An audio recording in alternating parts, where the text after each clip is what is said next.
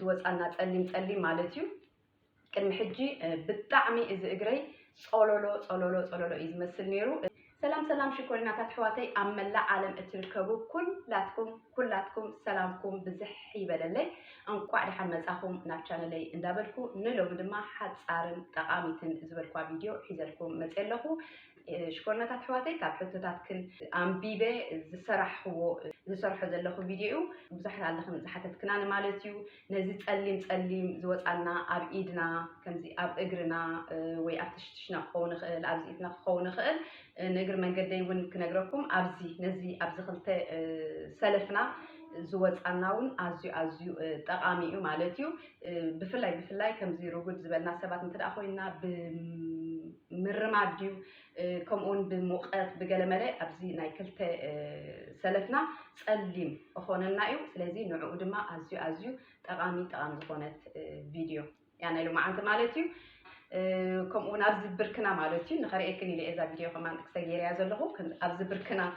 ዝወፃና ጸሊም ማለት እዩ ቅድሚ ሕጂ ብጣዕሚ እዚ እግረይ ጸሎሎ እዩ ዝመስል ነይሩ በዛ አጋጣሚ ከ እንታይ ክብለክን ዘሊ ብፍላይ ሓደሽቲ እንተዳ ኮንኩም ማለት እዩ ከምዚ ዓይነት ቪድዮ ነዚ ጸሊም ንብዙሕ ነገራት ከልግሰና ዝኽእል ቪድዮ ሰሪሕ ኣለኹ ምናልባት ስለ ዘይረኣኹሞ እዩ ስለዚ ኣብቲ ውሽጢ ቻነለይ ኣቲኹም ምናልባት ንዓኹም ዝጠቅም ክትረኽቡ ስለ ትኽእሉ ኣብኡ ቸክ ጌርኩም ክትሪእዎ ድማ ይላበወኩም ማለት እዩ ምናልባት ብዙሕ እኳ ኣይኮነን ግን ከባቢ ክሳብ 70 ገለን ዝኸውን ቪድዮታት ኣሎ ስለዚ ምናልባት ንኩሉ ንምፍታሽ ከይስልችወኩም ኣብቲ ፕሌይሊስት ኣቲኹም ናይ ቆርበት እንተዳደሊና ናይ ቆርበት ዝብል ኣሎ ንቆርበት ዝኸውን ማለት እዩ ንጨጉሪ እንተዳደሊና ድማ ናይ ፕሌይሊስት ኣቲና ማለት እዩ ናይ ጨጉሪ ዝብል ናይ ቆርበት ኮይኑ ናይ ቆርበት ዝብል ዝደለናዮ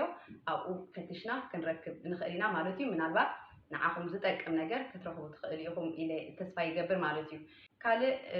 እዛ ናይ ሎማዓንቲ ዝሰርሓ ውህድ ማለት እዩ ብጣዕሚ ከም ዝፍለኩም ጽናሕኹ ነዚ ብርክና ነዚ ኣጻብዕትና ብጣዕሚ ጠቃሚት እያ ግን ንቆርበት ናይ ገጽና ፈጺምና ክንጥቀመሉ ኣይምከርን እዩ ክንጥቀመሉ የብልና በፍጹም ክንጥቀመሉ የብልና ስለምንታይ ንቆርበት ናይ ገጽና ካብቲ ኩሉ ቆርበት ናይ ኣካላትና ዝተፈለየ ረቂቕ ስለ ዝኾነ እቲ ቆርበትና ንቆርበት ናይ ገጽና በፍጹም ኣይከውን እዩ ማለት እዩ ኣይከውን እዩ ምናልባት ክሰደልና ይኽእል እዩ ግን ንመጻኢ ነቲ ቆርበትና ከባላሽዎን ክጨማድዶን ስለ ዝኽእል ፕሊዝ ንቆርበት ናይ ገጽና እዛ ናይ ሎማዓንቲ ቪድዮ ክትጥቀሙላ ኣይ መኽረኩም ማለት እዩ እምበኣርከስ ሕጂ ናብቲ ኣሰራርሑ ወስደኩም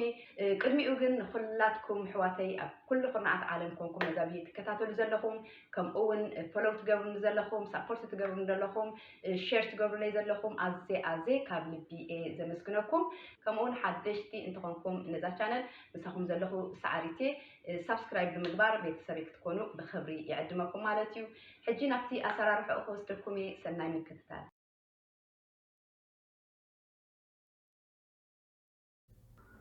እምበኣርከስ መጀመርያ ዘድልየና ኢንግሪዲየንት እዚ ሓርጭ ናይ ድንሽ እዩ እዚ ሓርጭ ናይ ድንሽ ኣነ ከምዚ ኢሉ ከሎ ዝተጣሕነ ማለት እዩ ኣብ ናይ ዓረብ ድኳን ረኺበዮ ምናልባት ኣብ ሱፐርማርኬት ክርከብ ይኸውን እዩ እንተዘይ ኮይኑ እንተዘይብልና ግን ወላ ሓንቲ ሽግር የብሉን ካብዛ ፓውደር ዝጥቀማ ዘለኹ ካብ ኣብ ወፃኢ እቲ ዝተረፈ ኢንግሪዲየንት ተጠቂምና እውን ክንሰርሖ ንኽእል ኢና ማለት እዩ እንተደኣ ሃሊኩም ግን ኣነ ሓንቲ ማንካ ካብኡ ካብቲ ሓርጭ ናይ ድንሽ ክጥቀመ ማለት እዩ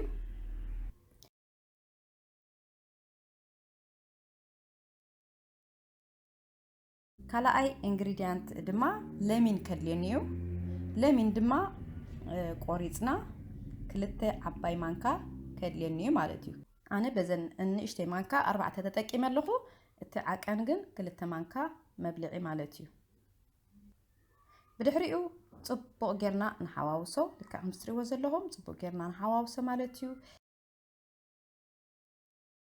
ሳልሳይ ኢንግሪዲየንት ድማ ቤኪንግ ሶዳ እዩ ቤኪንግ ሶዳ ድማ ሓንቲ ማንካ ከተድልየና ማለት እዩ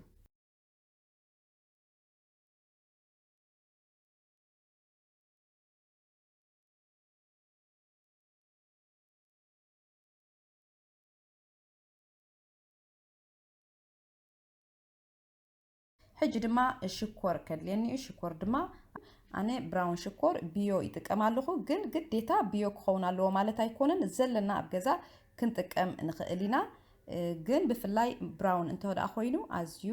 ይምረጽ ማለት እዩ እሱ እንተዘይብልና ግን ብጻዕዳ ሽኮር ጌርናውን ክንገብረሉ ንኽእል ኢና ካብቲ ሽኮር ድማ ክልተ ዓበይቲ ማንካ ተጠቂመ ኣለኹ ማለት እዩ እቲ ሽኮር ምስ ገበርኩ ኣጸቢቐ ኣይሕቆቆኒ ጥራይ ሕውስ ኣብል ኣለኹ ማለት እዩ ልክዕ ከምዚ ትሪእዎ ዘለኹም ማ ካልአይቲ ንእሽተ ሸሓኒ ከተድልየና እያ ኣብኣ ድማ ሶዳ ቤኪንግ ሶዳ ማለት እየ ቤኪንግ ሶዳ ክንጥቀም ኢና ኣነ ሕጂ እዛ ዘርኣኹኹም ንእሽተይ ቤኪንግ ሶዳ ካብኣ ክጥቀመ ማለት እዩ ንዓኣ ቀዲደ ብምልእታ ኣብኡ ገልቢጠ ኣለኹ ማለት እዩ ሽኮር ድማ ነቲ ቤኪንግ ሶዳ ኣብኡ ወሲኸሉ ኣለኹ ማለት እዩ ሽኮር ቁርብ ተጠቂመ ዘለኹ ምክንያቱ ኣብቲ ዝሓዋወስናዮ ውህድ ሽኮር ኣለዎ ኣብዚ እውን ቁርብ ጥራይ ንገብር ማለት እዩ ባር ሕጂ እንዳተጠቀምኩ ክሪኦኩም እቲ ኣቀዲምና ዝፀሞቕናያ ለሚን ማለት እዩ ንዓኣ ኣብ ክልተ ቁርጽ ነብላ ዓብ ተኮይኑ ከምዚ ናተይ ተኮይኑ ማለት እዩ ንእሽቲ ተኮይኑ ድማ ዳስትኮም ኢላ ኮላ ልክዕ ከምዚ ንሪኦ ዘለና ሕጂ መጀመርያ ካብዚ ዝገበርክዎ ውህድ ካብኡ ይለኽዮ ማለት እዩ ነቲ ለሚን እንደገና ብድሕሪኡ ድማ ኣብቲ ቤኪንግ ሶዳን ሽኮርን ዘለዎ ኣብኡ ጥመ ዓቢለ ነዚ ኢድና ልክዕ ከምዚ ጌርና ብፍላይ ነቲ ጸሊም ዘለዎ ማለት እዩ ነቲ ናይ ኣጻብዕትና ንዕኡ ጽቡቕ ጌርና ልክዕ ከምዚ ትሪእዎ ዘለኹም ልክዕ ከምዚ ዝገብሮ ዘለኹም ማለት እዩ ጽቡቕ ጌርና ንፈሕፍሖ ማለት እዩ ከምዚ እንዳገበርና ካብ 5 ክሳብ 10 ደቂቕ ዝኸውን ብውሕድ ጽቡቕ ጌርና ንፈሕፍሖ ማለት እዩ ካልእ ብዙሓት ይኽን ነዚኣ ክሰርሓልክን ኢልክን ዝሓተትክናኒ ማለት እዩ ነግሪ መንገዲ ድማ ክብለክን ዝደሊ ኣብቲ ናተይ ቻነል ኣቲኽን ናይ ኩሉ ዓይነት ናይ ቆርበትና ድዩ ናይ ጨጉርና ድዩ ናይ እግርና ናይ ኢድና ናይ ዝተፈላለየ ነገራት ብዙሓት ቪድዮ ዝስራሕ ክወሎ ኣብኡ ኣቲኽን ክትሪኦ ድማ ይላበወክን ማለት እዩ ንኣብነት ልክዕ ከምዚ ዝገብሮ ዘለኹ ነዚ ናይ ኣጻብዕትና ጸሊም ድዩ ንትሽትሽና ንኩሉ ነዚ ብርክ ናይ እግርና ዘጽሪ ልክዕ ከምዚ ዓይነት ኮይኑ ግን ብኻልእ ኣሰራርሓ ዝተሰርሐ ቪድዮ እውን ኣሎ ከምዚ ክትፍትንኦ ትኽእላ ኢኽን ከምኡውን ኣብኡ ኣቲኽን ድማ እሱ ክትፍትንኦ ተዳደሊኽን ከዓ እሱ እውን ክትፍትንኦ ትኽእላ ኢኽን ማለት እዩ ኦኬ ሽኮሪናታት እምበኣር ሕጂ ልክዕ ከምዚ ዝረኣኹሞ እዚ ኣጻብዕተይ ፍሕፍሕ ሓቢለ ወዲአዮ ኣለኹ ሕጂ ድማ ነዚ ብርክና ኢደይ ማለት እዩ ብርክና ኢድና ድማ መብዛሕትና ወላ ሓንቲ በቃ ወላ ኩሉ እቲ ነብስና ጻዕዳ ከሎ ጸሎሎ ዝመስል ኣሎ ስለዚ ንዕኡ ድማ ኣዝዩ ጠቃሚ ንዕኡ ድማ ልክዕ ከምዚ ክንገብሮ ፀናሕና ጌርና ንፈሕፍሖ ማለት እዩ ንዕኡን ከምኡ ካብ 5 ክሳብ 10 ደቂቃ ደሎ ንፈሕፍሖ ማለት እዩ ኢድና እንዳፈሕፈሕና ኩለና ንዕኡ ክንፈሕፍሖ ንኽእል ኢና እንዳዕረፍና እንዳበልና ማለት እዩ ሓንሳብ ነቲ ኢድና ሓንሳብ ነቲ ብርክና ከምኡ እንዳገበርና ንብሙሉኡ ነቲ ዝደለናዮ ደስ ኣብ ሻወር ኣቲና በቃ ከምዚ ክንገብር ከለና ከማን ብፍላይ ማለት እዩ ኣብ ሻወር ኣቲና በቃ ወላ ኩሉ ነብስና ኩሉ ክዳውንትና ገለመለታት ኣውፂና ንብሙሉኡ ነዚ ኢድና ጻብዕትና ድዩ ነቲ ብርክና ኢድና ድዩ ከምኡውን ነቲ ብርክና እግርና ድማ ኣነ ሕጂ ከሪኦኩሜ ግን ንስኻትኩም ክትጥቀሙ ከለኹም ኣብ ሻወር ኣትይኹም ማለት እዩ ኣብ ሻወር ኮንኩም ስርሐይልና ሓደ ፍርቂ ሰዓት ድኸውን ግዜ ንህቦ ማለት እዩ ነብስና ነቲ ጸሊም ዘለና ሰባት ፍርቂ ሰዓት ድኸውን ማክሲማም ግዜ ሂብና ኣብ ሻወር ኣቲና ማለት እዩ ነዚ ኣጻብዕትና ኢድና ነዚ ጻብዕትና ኢድና ጻብዕትና እግርና ብርክና እግርና ከምኡውን ሓደ ድማ ነዚ